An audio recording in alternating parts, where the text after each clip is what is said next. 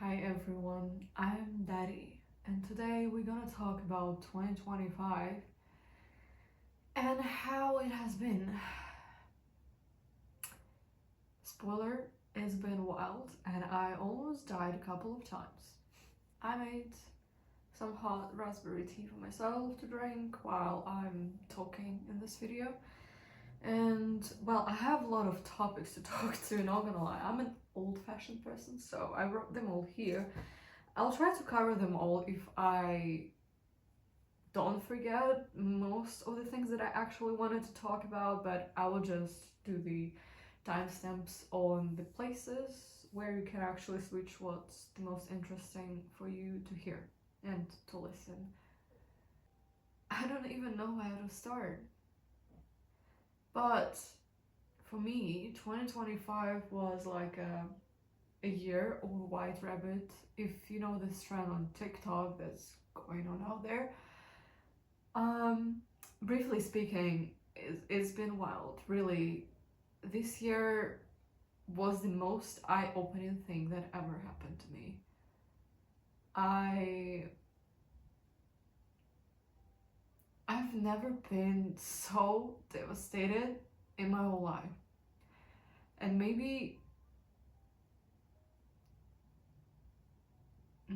that broken, except of 2018, but it's a different topic. But let's just start this video from something good, right?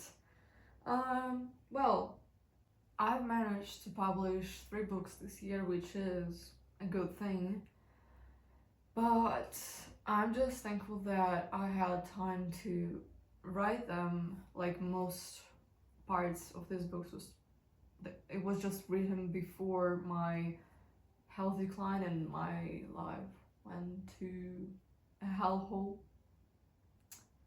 But I'm really proud that I've made it and I've released them. Oh, and here I am showing you the books that I've released this year. This one is very pretty and about a demon and a nun. So, and I love the front art. And these two are for my fantasy series that I'm still writing. And I was supposed to finish this one during this year, but you know how fucked up it was. So, I think that I will try to finish it next year. I hope. But they look like this. And they also have main arts. Dragon Shifter and Fae. And Angel and Human.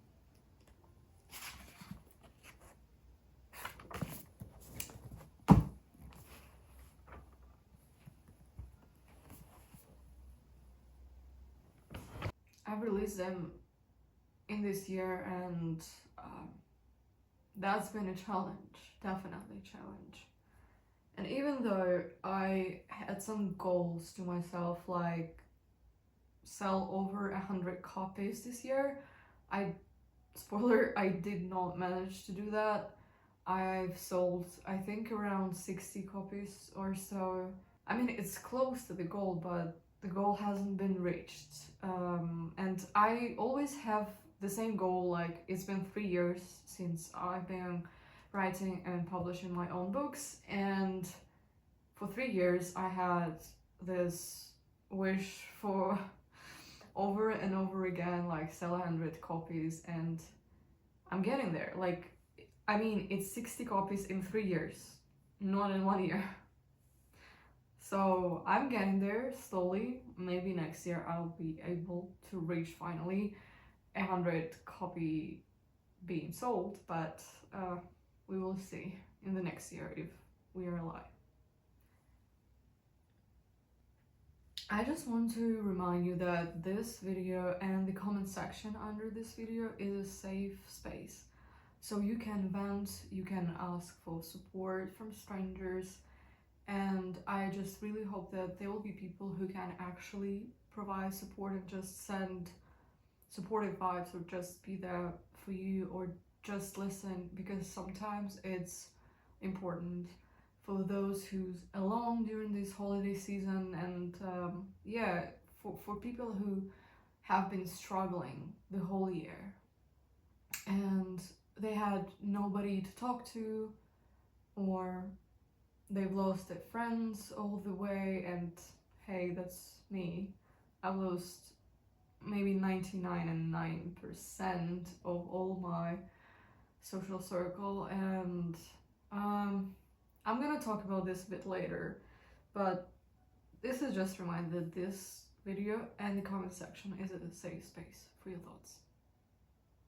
Actually, I have something special. You can see that box of Harry Potter Slytherin edition, and I've been wanting to buy this one for so long because, well, I've never owned Harry Potter books as a kid. I only read them as digital books, and it was a different experience than owning a copy, and it just has a special feeling. And for 3 years I've been looking to this special edition, and I was just like, oh well, it costs a lot, like, do I really need it? Even though I read all the books like multiple times, I've also watched the films and listened to audiobooks on different languages, so don't mind me, I am a fan. So I just got this Slytherin edition, and it looks amazing. It's very pretty, and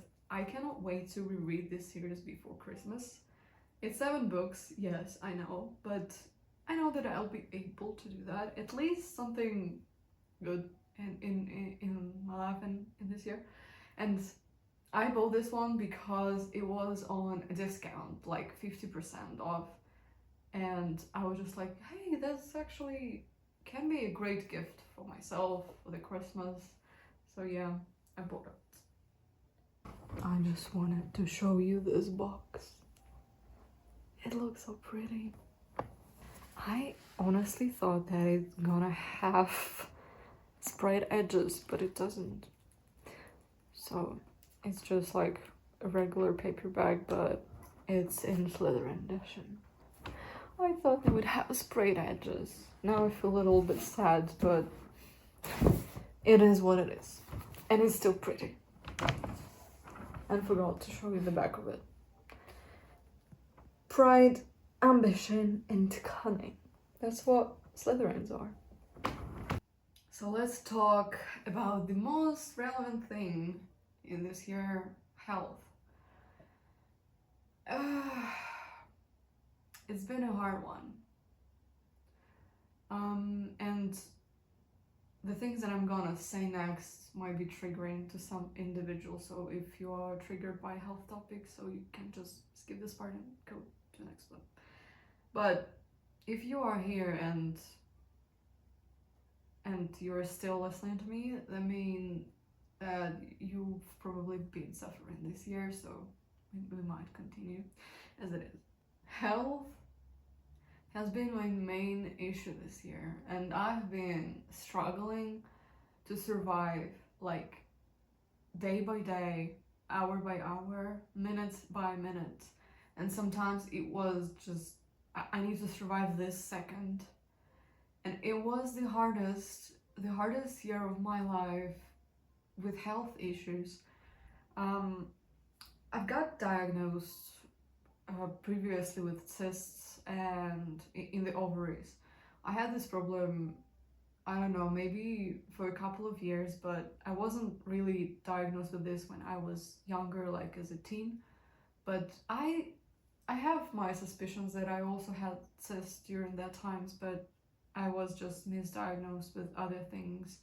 I've been put on hormones and hormone therapy, and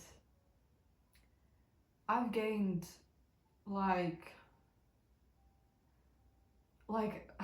I've gained a lot of kilograms, and yes, now I look like this, and many people told me that I look like a fat la la la, whatever.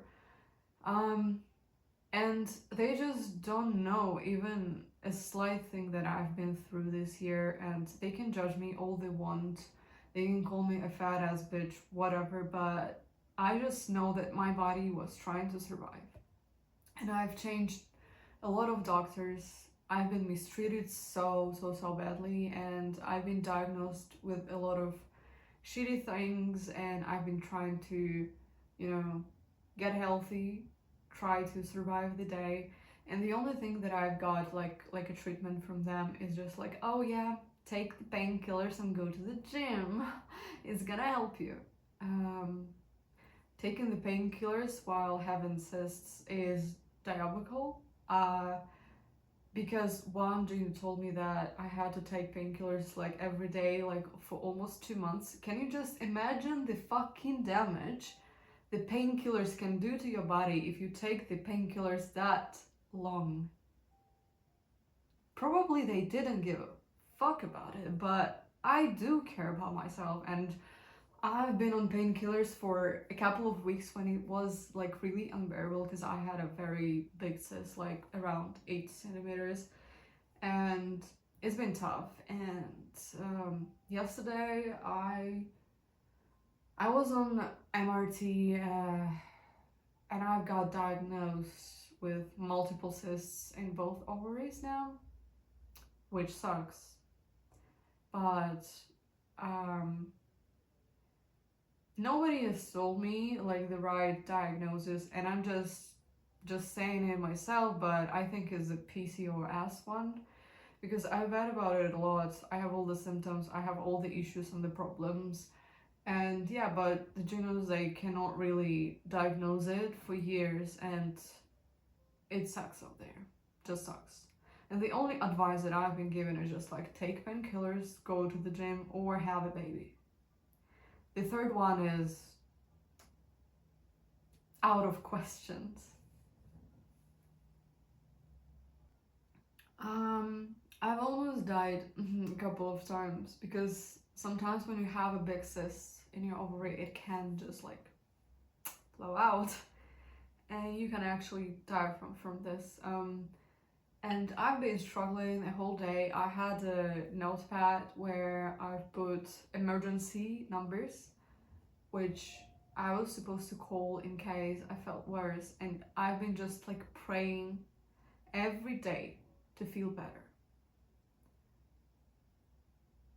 Like, it's been hell. It's been a fucking hell. And especially when the doctors could not really help you, they just like say like, yeah, hormones and painkillers.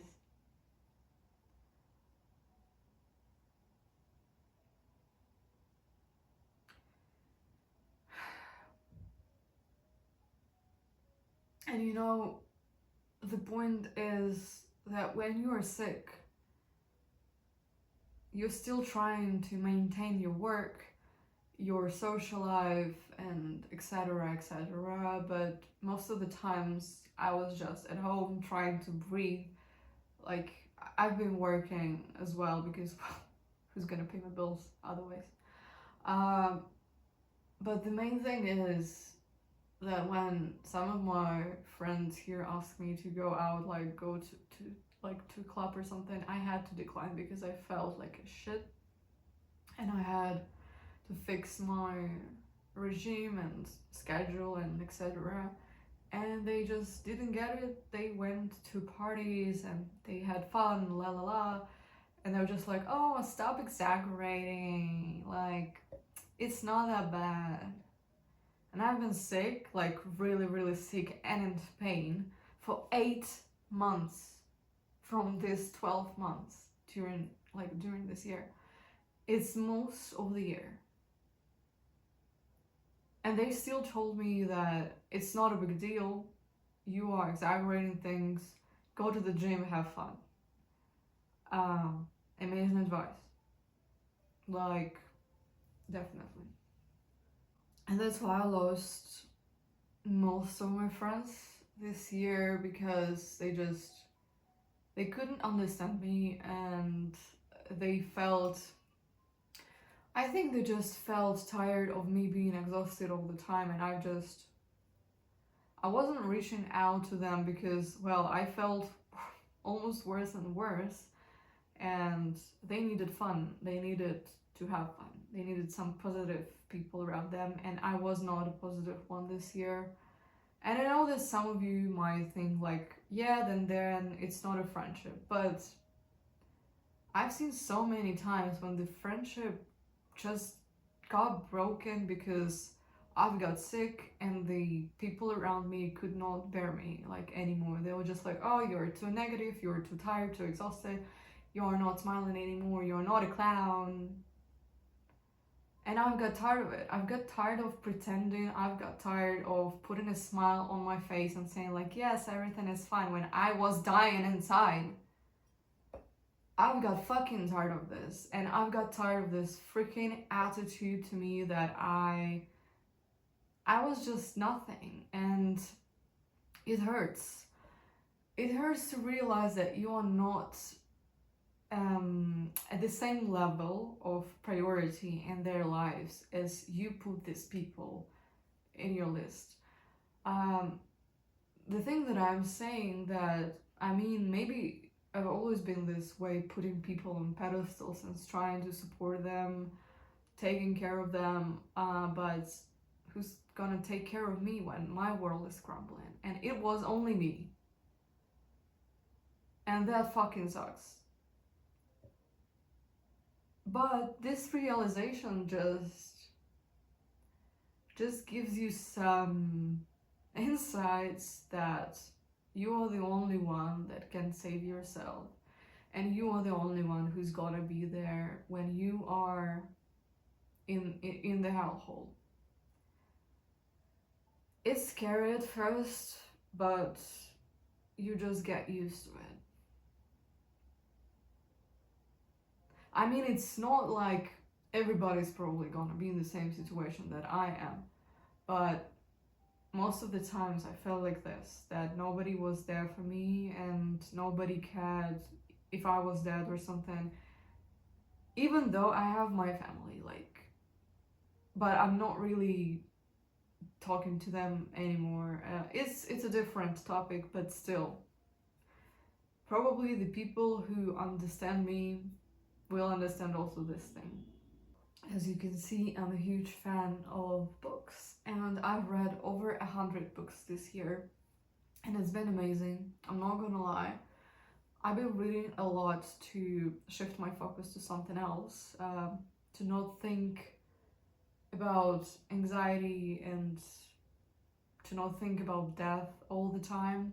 I just really have to shift my focus to something, and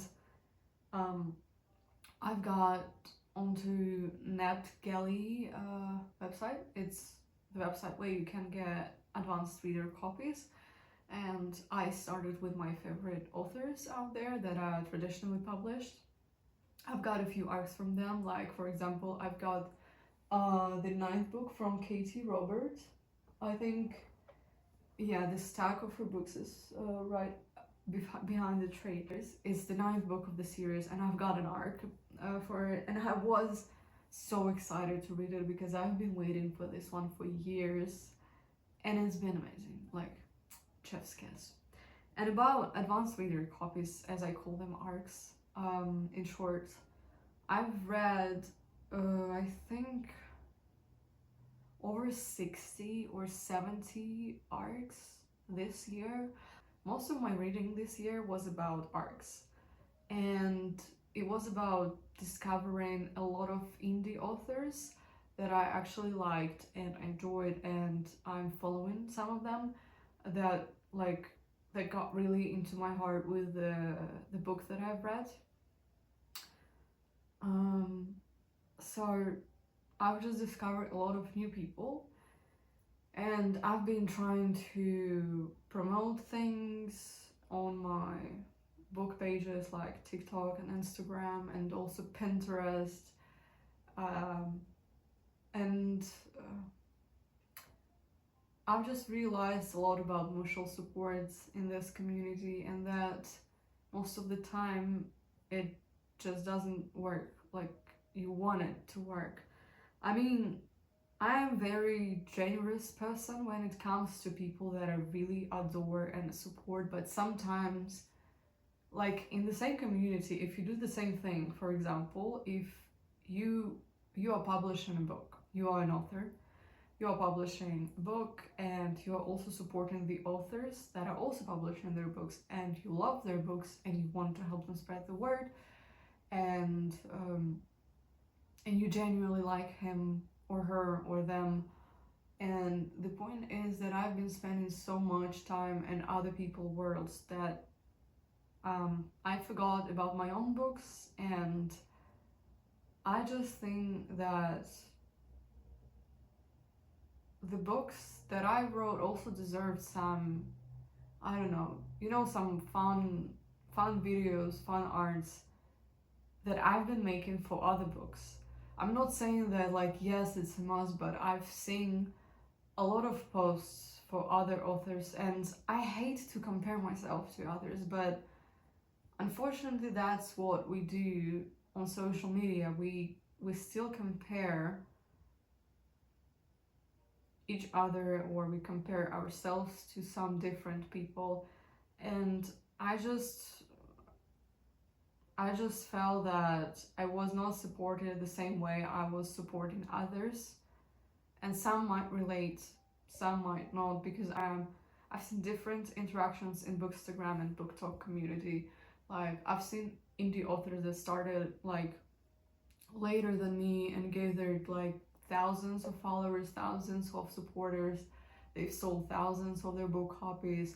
They like have thousands of posts and people praise them every day. And um, I just have a very different experience from this. I've been struggling like since day one, and I'm not complaining or anything, but sometimes I feel like, am I like really is the worst of them, like, or am I not enough to have support as they have? And it's been draining my energy as well. And I think that in 2026 I just want to focus only on myself, only on my own world, and be selfish as much as I can, because nobody is gonna do that if I'm not doing that. Emotional support was really important thing for me in the authors community, but I I can't count on fingers how much authors help me to spread the word about my books. Only one. And Zofia, if you're watching this, I'm really thankful that you also left your review and also created a reel about my book, and it's been like really good one, and I appreciate you for that. But most of the times, people I've been mutually like not mutually, people I've been supporting, and maybe I've been wanting to have like emotional support, and I kind of had it, but then the support vanished and it was like one-sided, and I've got tired of it. I really get tired when I do a lot to people and they just do nothing back. And I think that it should be balanced in creative communities, especially in creative communities, because everybody there is worth of support. But I just felt like I was being left out, and it sucked. It really sucked. And I know that I just have to work harder on my marketing and my own promotional stuff the next year, but it's just been hard out there. And I've seen a lot of things in other street teams, and like ARC chats, beta, alpha chats. I've seen the support people give authors, like, genuinely, and I felt like I was begging for it every goddamn time. With every post I shared, I felt like I was begging people to like it, to engage with it, and I've got tired of it. I'm really done. I'm really done of begging, and I'm done of people pleasing, because I'm really fucking tired. sometimes I just think that like if I do that, then people can also do this thing for me. But I forget that not everybody is like me. And I've read a quote somewhere that you, like, it was something about that you forget that you have a heart of gold and not everybody has a heart of gold. Something like this. If I found it, I will correct it somewhere. And creating the content has been a fun thing, for sure. It is fun, but what is not fun when you upload something on TikTok, Instagram, Pinterest, whatever, like any social platform, and you get silence. That's what hurts any creative person. And tell me online, if you are a creative person and you've spent hours, sometimes days and weeks on your content, and you've got like 0 likes, 0 comments, like 2 views of your content, would you be like happy about it? Of course not. Of course not. Anything that you upload, you would like people to, you know, have some resonance. You kind of expect like if they like it or if they don't like it, what they think or what they do not think. But most of the time I felt like I was creating content to fill the void, and the void was just staring at my soul.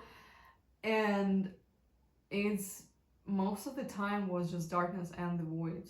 And I mean, you will get burned out if you don't have any response to the things you do. It's just an inevitable thing that happens to creative persons. If you get silence back, it becomes unbearable from time to time. Well, I think I should switch topic to romantic life, which has been terrible as well. I've been on dates mostly in the past year, but I've also been I think on one date this year, and it's been terrible. The boy, it's not a man, it's the boy. He asked me to pay for his coffee, pay for his food, and he was just like, what are you gonna bring to the table? What can you do for me? You have to chase me. I am the princess. That's what they told me. And that's what I've heard so many times on dating platforms and from people who were also trying to date men in 2025. And it's been terrible. No, I don't want to do that anymore. Listen, all my life, I've been chasing people. I've been chasing attention. I've been chasing things, but I'm honestly so fucking done. I'm done of chasing things. I think that I should switch to I don't chase, I attract energy. Because chasing hasn't worked for me, like, not a single fucking time.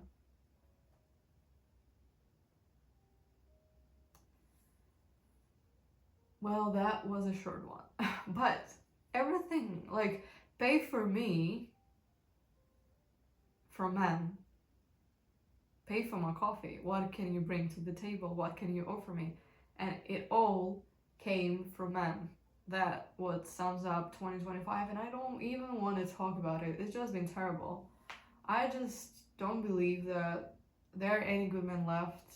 I'm tired of looking for them, and I'm just really exhausted. Like, if I just accepted that kind of thing, that if I'm not getting a partner or if I'm not getting married, I'll be fine. I've been alone my whole freaking life. I'll be fine. I'll get a cat or a dog and I will be fine. Without a man disturbing my peace. The tea is over. So the next thing that I wanted to talk is about getting back to God and to the religion, because so I think that when you are at your lowest, the only thing that can help you is God, because doctors said like, whoa, I don't know what's going on with you, take painkillers, I don't give a frick. And when there is nobody who can help you, and when you're left completely alone, maybe you start to get crazy or, I don't know, insane, but it made me rethink my relationship with God and my religion. I mean, I was raised as an Orthodox Christian, and I've been raised in a very religious family because of my grandmothers, but I've lost my faith during the teen years, and I was trying to eventually come back to it every time when I was at my lowest. I've lost faith in some phases of my life, and I also came back to it a couple of times, but this year it was the only thing that was grounding me. It was the only thing that I was focused on and not trying to get insane. Like, I've literally died a couple of times, so it's been like an anchor to life, and I'm thankful that it worked. And I still don't know what my relationship with religion is, but I'm trying to figure it out this weeks, this months, and this year. So yeah. Okay, and since I've been in pain for 8 months, almost every day, I've been scared to get out of my apartment because I thought that what if it gets worse on the streets and nobody's gonna help me out there, and that I'll die on the streets alone and this sort of stuff. And I was really scared to go out of my apartment, like to go out and just walk around the building, go to a park or something. And it's been a really fucking mess. I'm not gonna lie. And since I've been researching a lot of things during the pain issues, the cysts, overall women health issue, I've been reading a lot of articles and something on the internet and trying to find the answers to the questions that I had, and that the doctors just told me to, get the fuck out of here and don't bother them anymore. And I've been trying to find answers, trying to fix my hormones, my overall health, and I've been trying to be on a diet for so fucking many times. And I'm getting back to it again.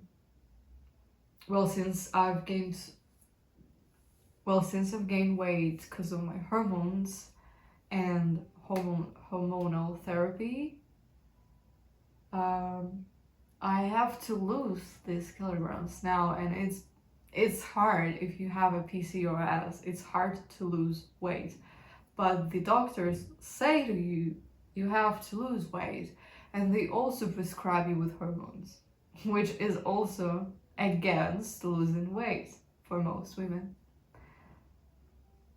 Hilarious, isn't it?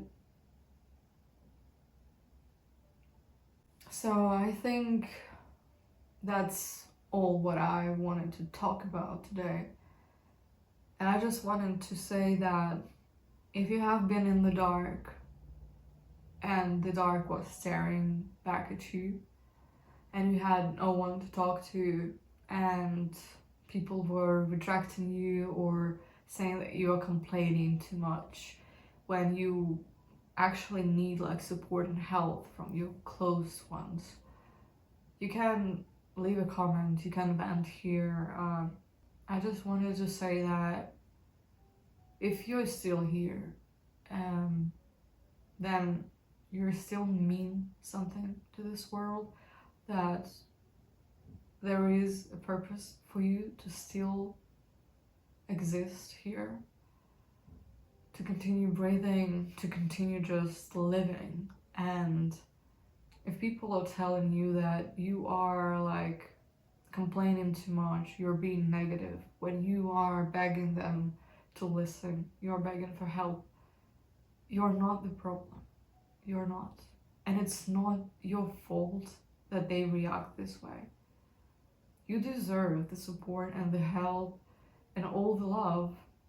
And sometimes this world is just lacks it, and you can't do anything about it like intentionally. You cannot force it from people who do not see you as you are. You cannot force it from people who do not appreciate you or who do not love you emotionally, and from the people who do not see your light. But you are the light. And sometimes these types of people, that they are the light themselves and they bring light to other lives, sometimes they also need light in their lives. Sometimes they also need comforting, support, love, friendship. They need resources to continue living, and it will come when the time is right. I believe in it. And I'm sending you hugs. And I'm trying to send you hugs through this video, and just please continue going where you're going, towards your goals, towards your dreams, towards something that anchors you in this world. Please just continue believing in the best, because that's all we've got left. We only have hope left. Yes, the biggest plus of 2025, that I bought PlayStation for myself, and now during quiet evenings I play PlayStation sometimes, and it's been really nice to get back to the games. So I'll see you in my next video, if there's gonna be any.